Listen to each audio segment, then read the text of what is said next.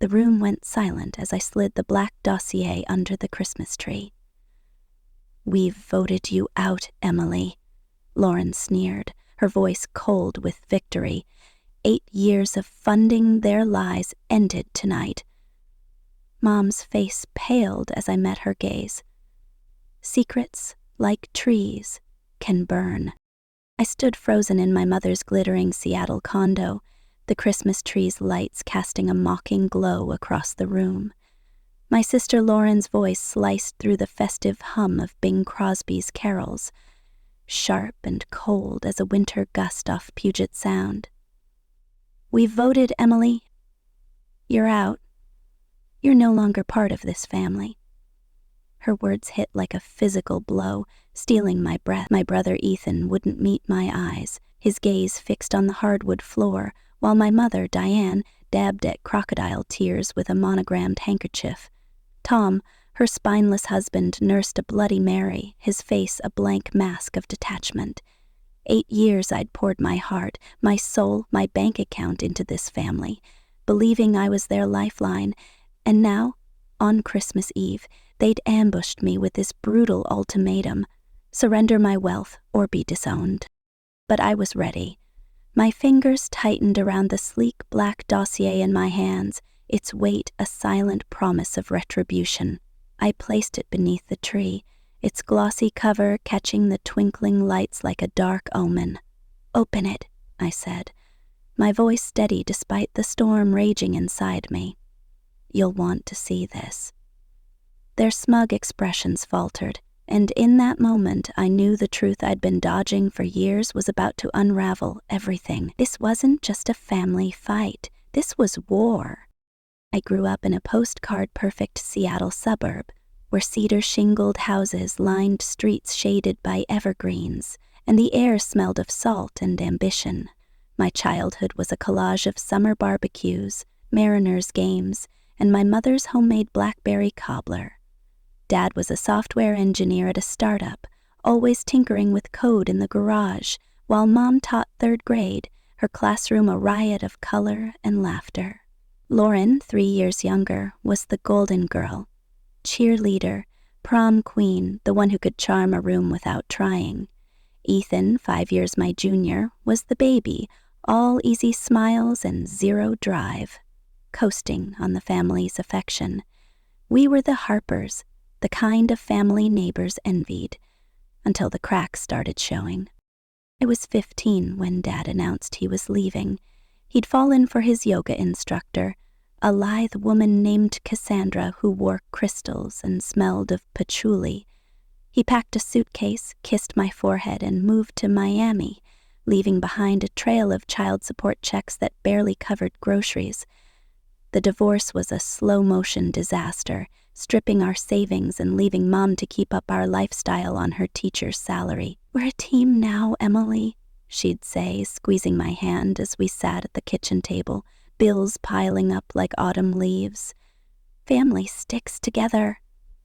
Those words became my mantra, my cage, my excuse for everything that followed.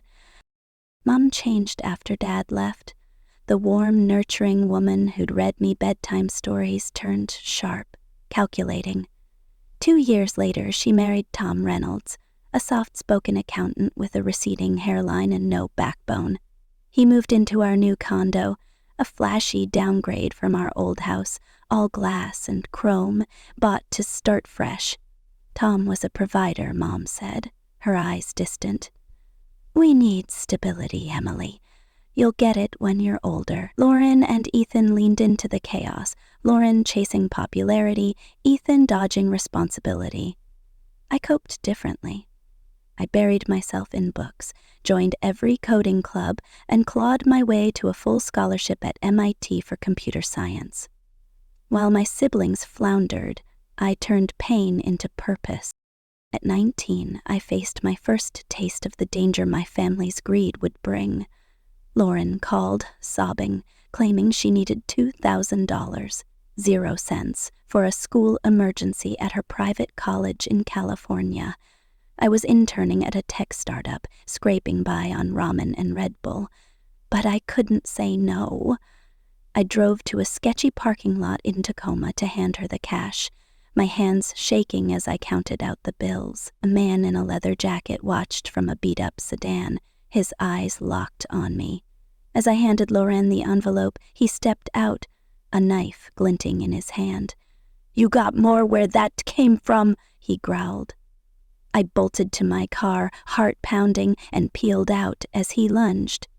Lauren later texted a breezy, "Thanks, sis," from a beach in Cabo. The emergency was a lie. That was my first lesson in how far my family would go. After MIT, I landed a cybersecurity job at a Silicon Valley tech giant, pulling $90,000, 0 cents a year at 23. It felt like a dream. Stock options, a corner desk, the buzz of San Francisco's tech scene. But 3 weeks in, Mom called, her voice tight. "Ethan's in trouble, honey. Medical bills. $3,500, 0 cents. Weeks later, I visited home and saw Ethan's new gaming setup. A $3,500, 0 cents rig with neon lights and a curved monitor. Sick, right? He grinned, oblivious to my clenched fists. That was the start of it, the moment I became their personal ATM. The requests snowballed. Car repairs, tuition, unexpected taxes. Each crisis came with a sob story and a promise of repayment that never came. I was 24, newly promoted to lead analyst with a $120,000, 0 cents salary when the stakes got higher. Mom called in tears, saying the bank was foreclosing on their condo. "We'll lose everything, Emily." I drained $30,000, 0 cents from my savings, my dream of a San Francisco loft evaporating. When I visited that weekend, I found a new home theater system, its speakers gleaming like a taunt. "Black Friday deal," Mom said, avoiding my eyes. Lauren, meanwhile, posted Instagram stories from a Napa Valley wine tour, her emergency tuition money nowhere in sight. Danger followed me like a shadow.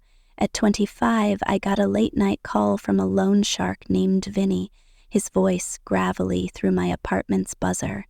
"Your mom owes me 10 grand. You're the one who pays, right?" I'd had no idea Mom was borrowing from predators, but I recognized the threat in his tone. He'd been watching my building, knew my schedule. I paid him off through a wire transfer, my hands trembling, and installed a new security system the next day. Mom brushed it off as a misunderstanding, but the fear lingered, a reminder that my family's recklessness wasn't just financial. It was putting me in the crosshairs. By 26, I was drowning. Lauren's wedding was the breaking point. She'd met Derek, a slick pharmaceutical rep, and planned a $40,000, 0 cents extravaganza. Parisian gown, yacht reception, a string quartet flown in from New York. "We've already booked everything," Mom said over lunch, sliding a budget across the table. "Derek's parents can't cover much, and with our situation," I wrote the check, my stomach churning. At the wedding illusion, I sat at a table with cousins while Lauren and Derek danced under a chandelier. In her speech, Lauren thanked Mom, Tom, and Derek's parents. My name didn't come up. Later, I overheard her on the phone, laughing about using my money for a down payment on a beachfront condo in Malibu. "Emily is such a sucker," she said. That night, I started the Black Dossier, a ledger of every dollar I'd given them. $312,450, 0 cents, over 6 years. A number that made my head spin. Another danger struck at 27. Ethan's business partner, a crypto bro named Jace, cornered me in a coffee shop, his eyes wild. "You owe me 20 grand for Ethan's screw-up," he spat, slamming his fist on the table. Ethan's latest venture, a crypto trading scheme, had tanked, and Jace blamed me. I talked him down, promising to look into it, and escaped, my heart racing. Ethan later admitted he'd used my $25,000, 0 cents startup loan for a luxury motorcycle, which he crashed a month later, begging for more cash to fix it. The worst came at 29. Ethan's debts caught up with me when two thugs mugged me outside my office, one pinning me against a wall while the other rifled through my bag. "Your brother's debts are your problem now," one snarled, his breath hot on my face. I took a knee to the stomach and a blow to the head, waking up in the ER with a concussion. Ethan had leaked my routine to creditors, thinking they'd pressure me to pay. He apologized, but the betrayal cut deeper than the bruises. At 30, I was promoted to senior cybersecurity strategist, earning $180,000, 0 cents. I kept it secret, but Lauren's husband, Derek, somehow found out. Days later, my bank account was hit with a hacking attempt, sophisticated, targeted, traced to a contractor Derek knew. I stopped it in time, but the violation felt personal, a digital knife to my trust. My family's greed was no longer just a nuisance, it was a threat to my life. By 32, I was done. I hired a private investigator, a grizzled ex-cop named Frank, who dug up dirt that made my blood run cold. Mom had lost $150,000, 0 cents at tribal casinos, funding her habit with my emergency loans. Lauren's medical bills were $25,000, 0 cents worth of cosmetic surgery. Lip fillers, a nose job, the works. Ethan's startup was a sham. My money sat in an offshore account for a Ponzi scheme. I consulted Dr. Rachel Cohen, a therapist who called it financial abuse, and Mark Sullivan, a lawyer, who saw a slam-dunk fraud case. Armed with their advice and Frank's report, I planned my move. The tension peaked in December. Lauren sent threatening texts hinting at ruining me if I didn't fund her holiday gala. I ignored her, my resolve hardening. On Christmas Eve, I arrived at Mom's condo, the air thick with cinnamon and deceit. The place was a shrine to excess. $5,000, 0 cents in decorations courtesy of my tax money. Lauren's smile was tight, Ethan's eyes shifty. Tom was on his third drink. Dinner was a farce, their small talk a thin veil over their plan. After dinner, Lauren dropped the bomb. "We've voted you out, Emily. You're too controlling with your money." Mom's fake tears and Ethan's silence confirmed it. They wanted me gone because I'd stopped paying. I placed the black dossier under the tree, its contents a ticking bomb. Bank statements, PI photos, a recording from August when they'd mocked me as their cash cow. I opened it, revealing $312,450, 0 cents in transactions. "This is what you've taken," I said, my voice ice cold. I showed photos of Mom's casino receipts, Lauren's Malibu condo, Ethan's secret accounts. The recording played. Lauren's laugh, Ethan's scorn, Mom's callous words. The room went silent. Diane lunged for the dossier, nearly toppling the tree, screaming it was lies. I held my ground, offering two choices: repayment and therapy, or lawsuits and fraud charges. Outside, Lauren chased me to my car, threatening to smear my career. Ethan pleaded. Diane confessed her gambling, and Tom admitted his ignorance. I handed them letters with my terms: repayments, therapy, accountability, and drove away. Free at last. The black dossier changed everything.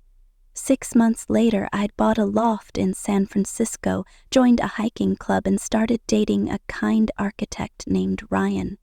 Mom entered rehab, Ethan got a job, but Lauren remained defiant. Tomorrow's dinner looms, a test of their change. Will they rebuild, or will their greed resurface? The dossier's truth lingers, a reminder that my worth isn't what I give, but who I am. The Seattle skyline glittered through the restaurant's floor-to-ceiling windows, a constellation of lights against the June dusk. I sat at a corner table in the Pink Door, a trendy Italian spot downtown, my fingers tracing the edge of a wine glass I hadn't touched. 6 months had passed since the Christmas Eve showdown, when I'd placed the black dossier under my mother's gaudy Christmas tree, and exposed my family's betrayal. 6 months since I'd walked away, leaving them with a choice: accountability or consequences. Tonight was the test. A family dinner, the first since that fateful night. No lawyers, no therapists, just us. My heart pounded like a war drum, but I wasn't the same Emily Harper who'd begged for their love with every dollar I earned. I was a senior cybersecurity strategist, a woman who'd reclaimed her life, and I was ready for whatever they threw at me, or so I thought. The restaurant buzzed with clinking glasses and laughter, but the air around our reserved table felt charged, like the moment before a lightning strike. I'd chosen this neutral ground deliberately. No one's home turf, no ghosts of past manipulations. The terms were clear.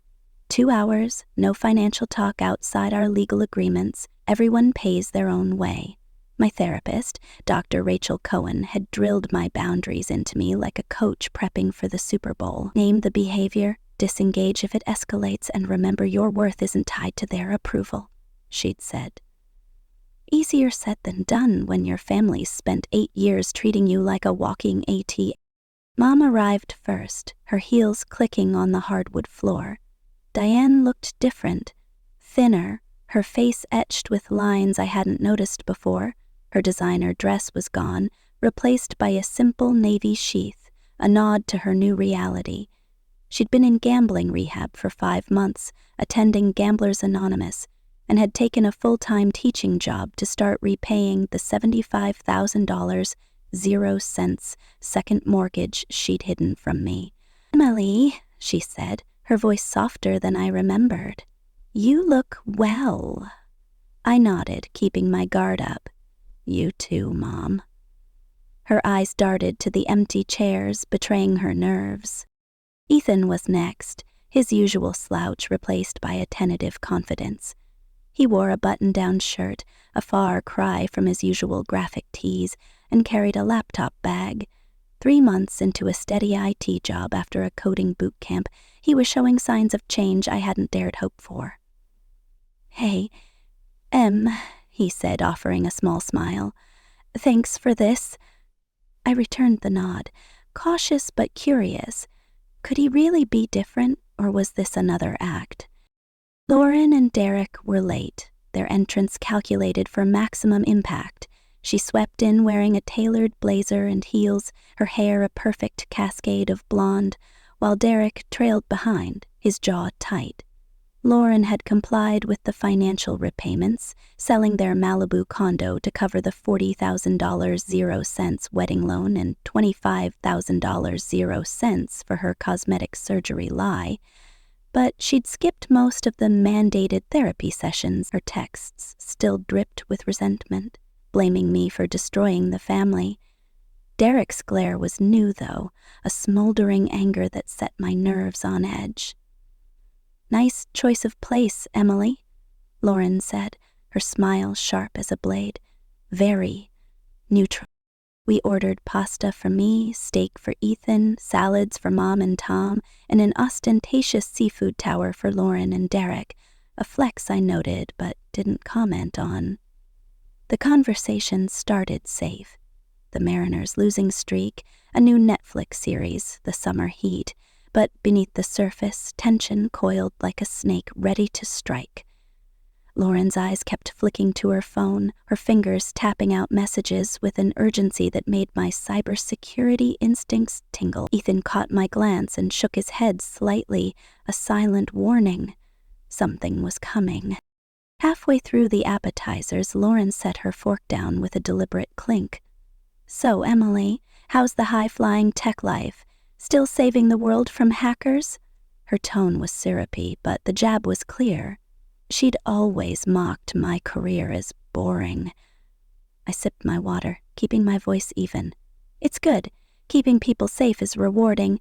Derek snorted, leaning back in his chair. "Safe, right? Must be nice to hide behind a screen while the rest of us deal with real life." I felt the familiar tug to defend myself, to prove my worth, but Dr. Cohen's voice echoed in my head. "Name the behavior." "That sounds like a dig, Derek. If you've got something to say, just say it." The table went quiet, Mom's fork froze mid-air and Ethan's eyes widened. Lauren's smile didn't falter, but her gaze hardened. "Oh, we're just making conversation. No need to get defensive." But the air shifted, the pretense of civility fraying. As the main courses arrived, I noticed a man at the bar watching our table. Mid-40s, leather jacket, a scar across his cheek, too rough for this upscale crowd. He wasn't eating, just nursing a beer, his eyes flicking between me and Lauren's phone. My gut twisted. I'd seen his type before, during the loan shark incident at my apartment 2 years ago, when Mom's gambling debts had put me in a predator's crosshairs. Was he connected to Lauren's urgent texting? I leaned toward Ethan, keeping my voice low. "You know that guy at the bar?" Ethan glanced over, his face paling. "No, but Lauren's been weird lately, talking to some shady people about fixing things." My pulse quickened. Lauren's threats before Christmas, hints of consequences for not funding her holiday party, flashed through my mind. Had she escalated? I excused myself to the restroom, pulling out my phone to text Frank, my private investigator.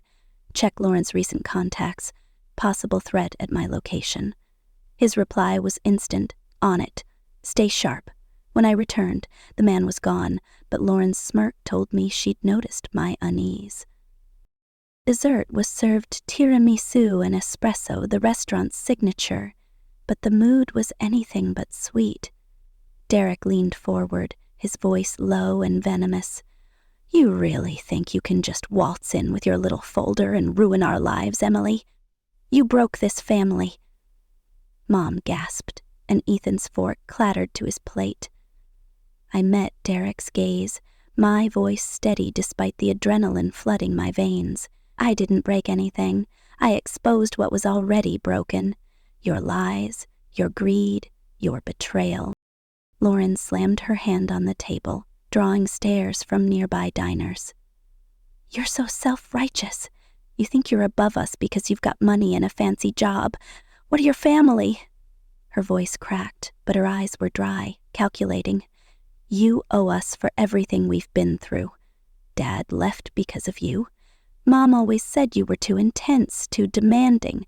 The accusation hit like a sucker punch, resurrecting old wounds. Had Mom really blamed me for Dad's departure?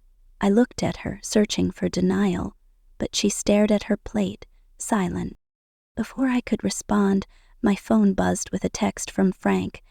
"Lauren's been in contact with a fixer named Marco Vieri, known for corporate sabotage and blackmail. Matches guy at bar. Get out now." My blood ran cold. A fixer? Lauren wasn't just angry. She was playing dirty, weaponizing her resentment to destroy me. I scanned the restaurant, spotting the man in the leather jacket outside, now leaning against a black SUV talking on his phone. My cybersecurity training kicked in. Assess, strategize, act. I couldn't confront them here, not with civilians around and Lauren's unpredictable temper. "Excuse me," I said, standing abruptly. "I need some air." Ethan grabbed my wrist, his eyes pleading. Don't go. I didn't know about this, I swear." His sincerity caught me off guard, a flicker of the brother I'd once adored. "Stay here," I whispered. "Keep them talking." I slipped out to the patio, my mind racing. Marco Vieri, blackmail, corporate sabotage.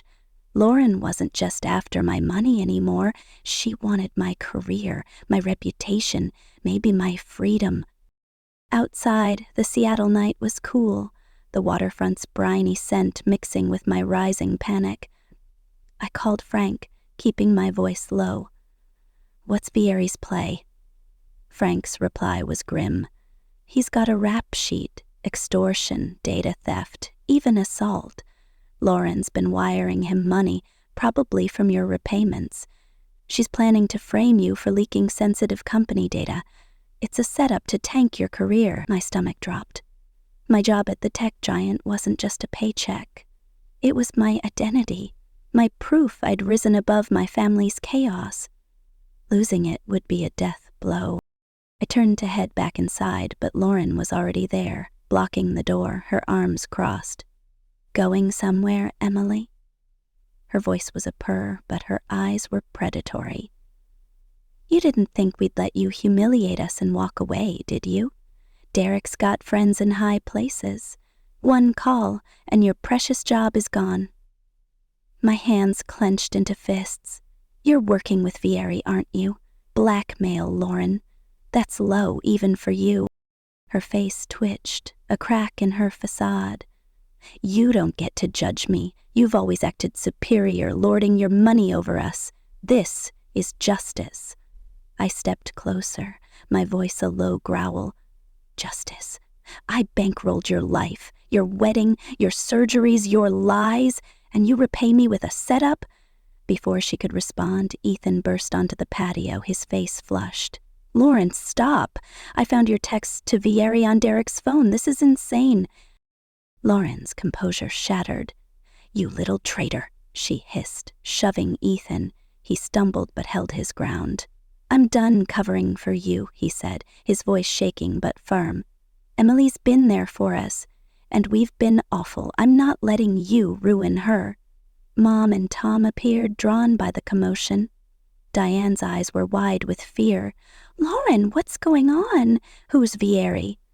Lauren spun on her, venomous. You're the one who taught me to survive, Mom. You said Emily was our ticket out. The truth hit like a tidal wave.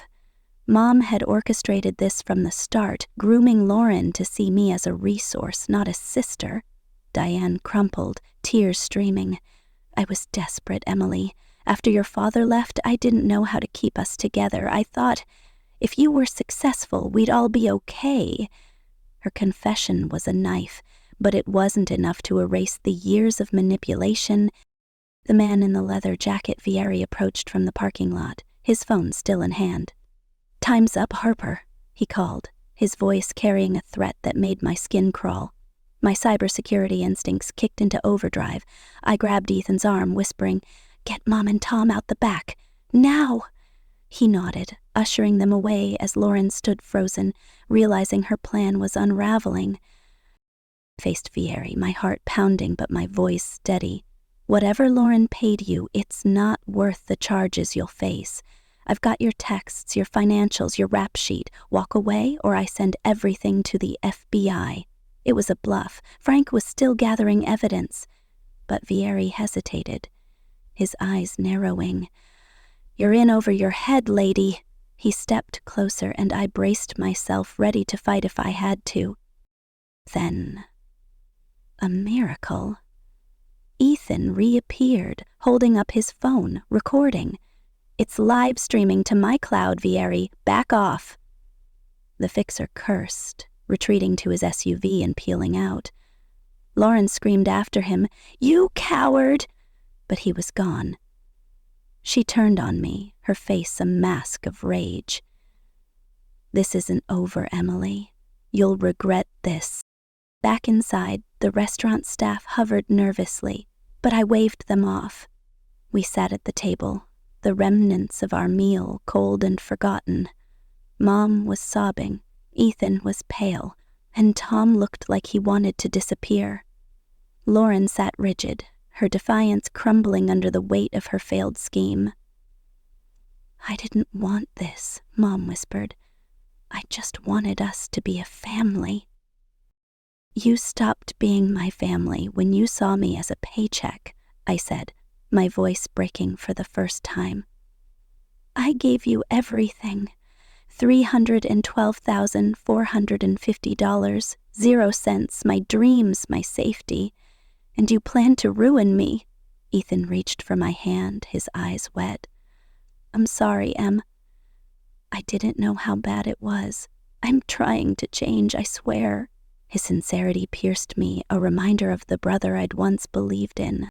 Diane's voice was barely audible. I'm in rehab. I'm working. I'm trying to fix what I broke. Please, Emily, don't give up on us. I looked at her, the woman who'd shaped my life with her love and her lies. I'm not giving up, I said, but I'm done being your victim. You have the repayment plans, the therapy mandates. Follow through or we're done. Lauren stood, grabbing her purse. You're pathetic, Emily. You think you've won, but you're alone. You'll always be alone. Her words stung, but they didn't break me. I'd rather be alone than used, I replied. She stormed out, Derek trailing like a scolded dog. As the restaurant cleared out, Ethan stayed, helping me settle the bill. I meant what I said, he told me. I'm proud of my job, of paying you back. I want to be better. For you, for me. I hugged him, the first real connection we'd had in years. Mom and Tom lingered, uncertain. We'll keep trying, Mom said, her voice fragile but earnest. I nodded, not trusting myself to speak. Driving home to my San Francisco loft, the city lights blurring through my tears, I felt a weight lift. Lauren's plot had failed, Vieri was gone, and I'd stood my ground. My phone buzzed with a text from Ryan, my architect boyfriend. You okay? Proud of you. I smiled, picturing the life I was building, friends who valued me, a career I loved, a future I controlled. The black dossier now tucked in my safe had evolved from a record of betrayal to a symbol of my strength. Tomorrow I'd meet Dr. Cohen to process tonight's chaos. Next week, I'd hike with my new friends, maybe plan that European sabbatical I'd shelved for so long. My family's journey wasn't over. Mom and Ethan were trying. Lauren might never change. But I was no longer their prisoner. As I parked outside my loft, the stars above San Francisco felt like a promise. I'd faced their worst and come out stronger. Whatever came next, reconciliation or distance, I was free. Free to love myself, to set boundaries, to build a life that was mine. The black dossier had sparked a reckoning, and I'd emerged not just a survivor, but a woman who knew her worth. And that, I realized, was the greatest victory of all.